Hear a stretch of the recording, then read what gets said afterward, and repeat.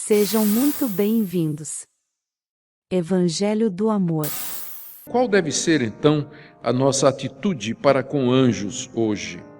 Sim, porque, embora os anjos tenham aparecido, tenham sido enviados por Deus para atender a momentos específicos, especiais e únicos da história da redenção, como o nascimento de João Batista, o nascimento de Jesus, o ministério de Jesus, a sua ressurreição, depois o ministério dos apóstolos, são momentos específicos, irrepetíveis, feitos de uma vez para sempre, sobre os quais repousa a redenção da raça humana. Eram momentos específicos, era natural que Deus mandasse anjos para acompanhar aquelas coisas, mas uma vez estas coisas realizadas, uma vez Cristo, que é a maior manifestação de Deus, já ter vindo e ter sido registrada no Novo Testamento, ainda assim nós entendemos que os anjos, de acordo com Hebreus capítulo 1, verso 14, os anjos ainda continuam a ministrar ao povo de Deus, embora eu pessoalmente não creio que eles não apareçam na mesma intensidade em que apareciam antes. Eles continuam a servir e assistir o povo de Deus, mas creio que as aparições de anjos, como esta, por exemplo, estavam muito ligadas à história da redenção, aqueles fatos históricos fundadores do cristianismo.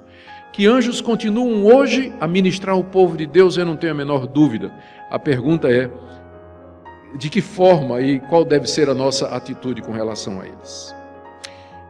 E eu quero aqui enumerar 3 ou 4 atitudes nossas, ou 3 ou 4 pontos que devem guiar a nossa atitude com relação ao ministério dos anjos hoje. E eu vou começar com a má notícia.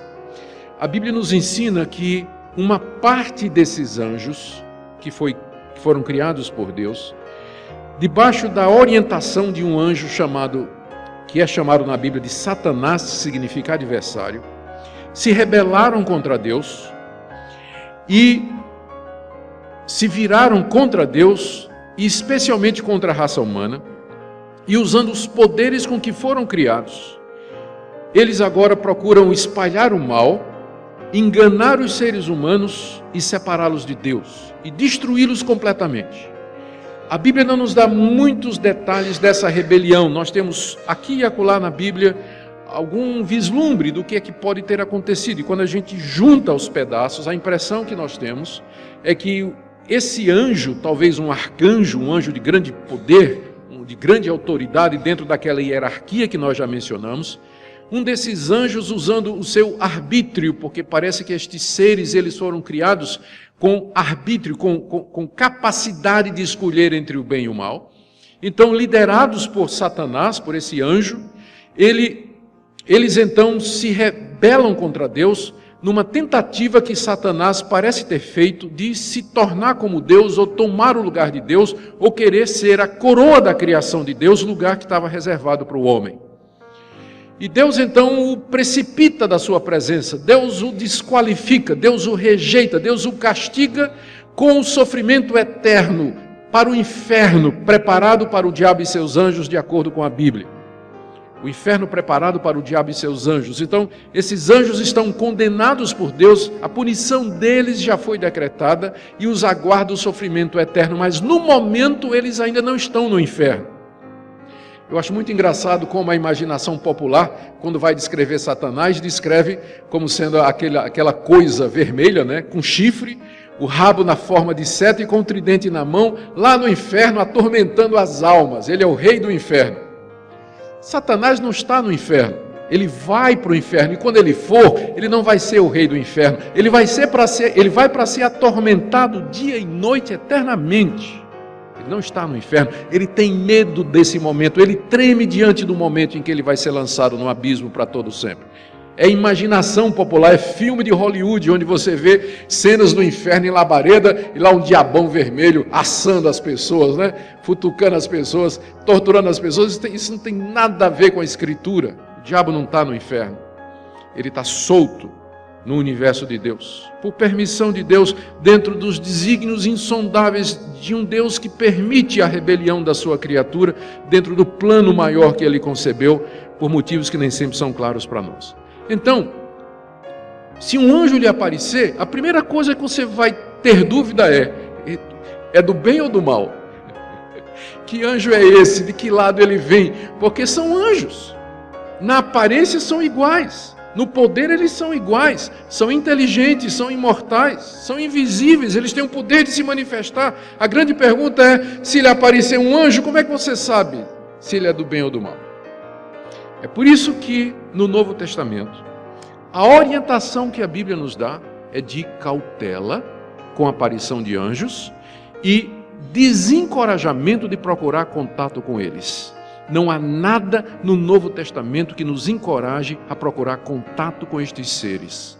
Se você quer saber a vontade de Deus, se você quer ouvir a voz de Deus, você vai fazer isso através do mensageiro de Deus, do anjo maior de Deus, Jesus Cristo, que é a manifestação final e maior de Deus, e que está registrado na Escritura.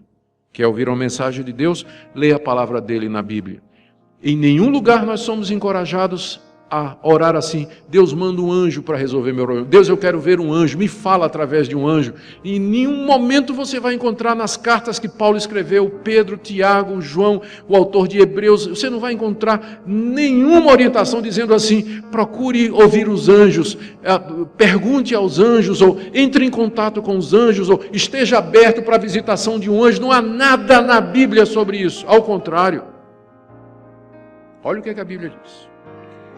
Em Gálatas capítulo 1, verso 18, o apóstolo Paulo, escrevendo a cristãos que estavam sendo tentados a se desviar do Evangelho, querendo mostrar que o Evangelho já foi revelado e que só tem o Evangelho, ele diz, a partir do verso 6, Gálatas 1, de 6 em diante, ele diz, admira-me que estejais passando tão depressa daquele que vos chamou na graça de Cristo para outro Evangelho, o qual não é outro, senão que há alguns que vos perturbam e querem perverter o Evangelho de Cristo. Mas ainda que nós, apóstolos, ou mesmo um anjo vindo do céu, vos pregue Evangelho que vá além do que vos temos pregado, seja anátema.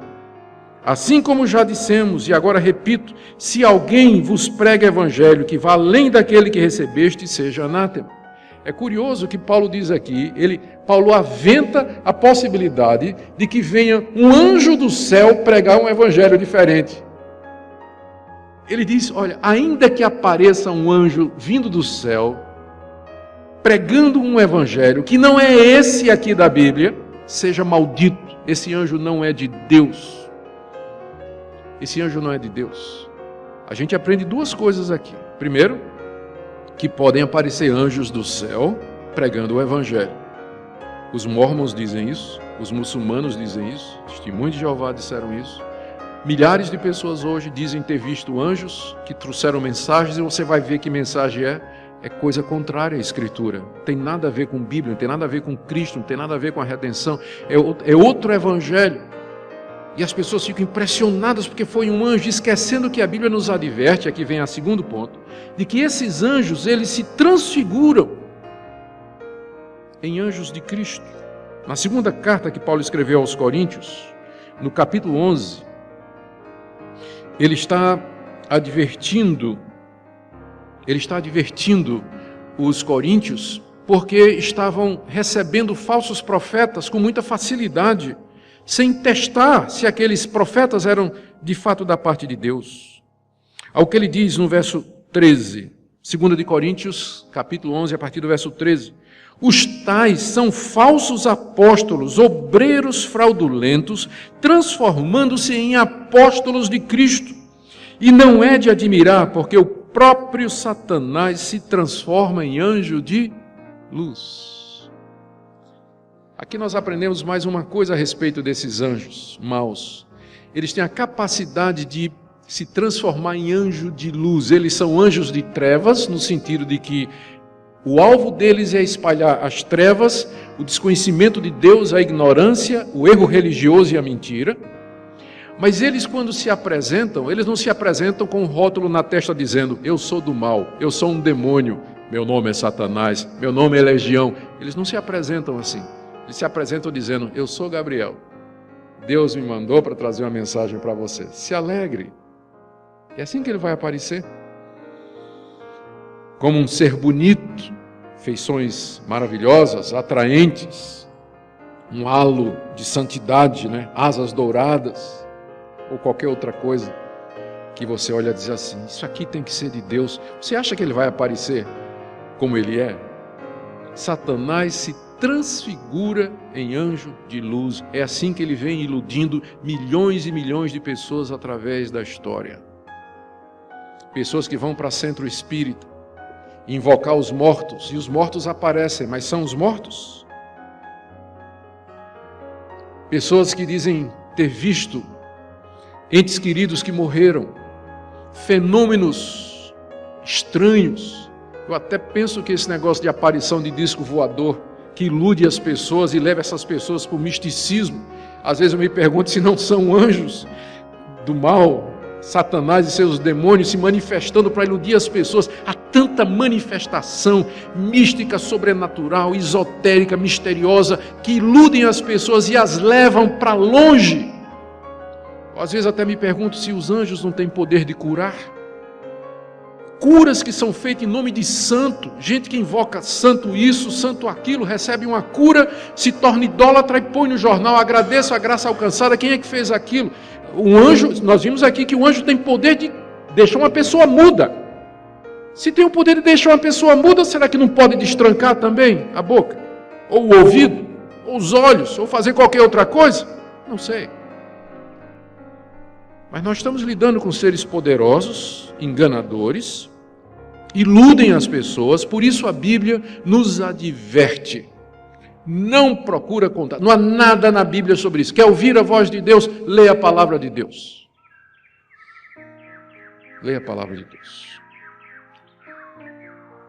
Lá em Colossenses, o apóstolo Paulo fala de pessoas que já caíram nas armadilhas desses anjos e se tornaram, inclusive, adoradores. Veja aí, Colossenses 2, verso 16, Paulo escreveu essa carta com o objetivo de corrigir uma heresia que tinha entrado na igreja. E uma parte dessa heresia era cultuar os anjos.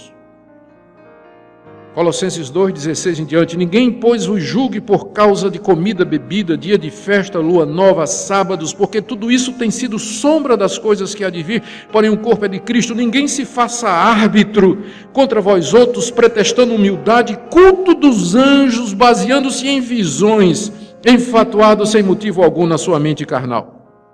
O que estava acontecendo?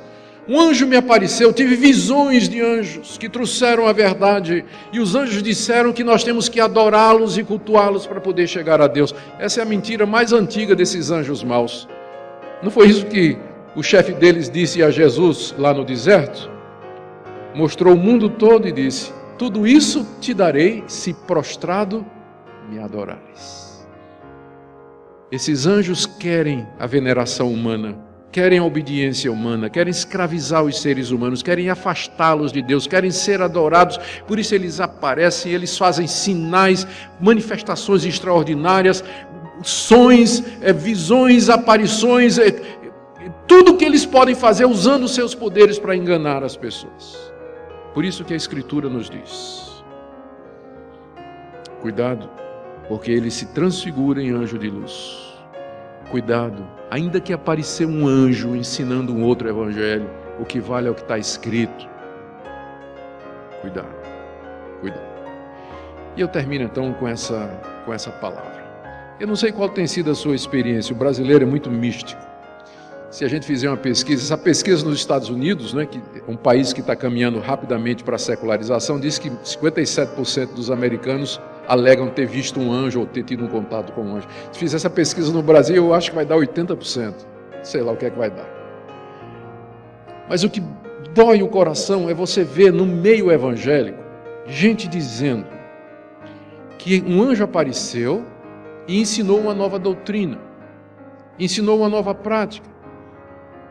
Eu vi um culto, ou soube de um culto, eu acho que eu vi um vídeo no YouTube, que o pastor, quando o culto vai começar, pega uma cadeira vazia, põe no tablado, diz aqui é para o anjo Miguel sentar, para participar do culto. O anjo está aqui, vocês vêm pela fé.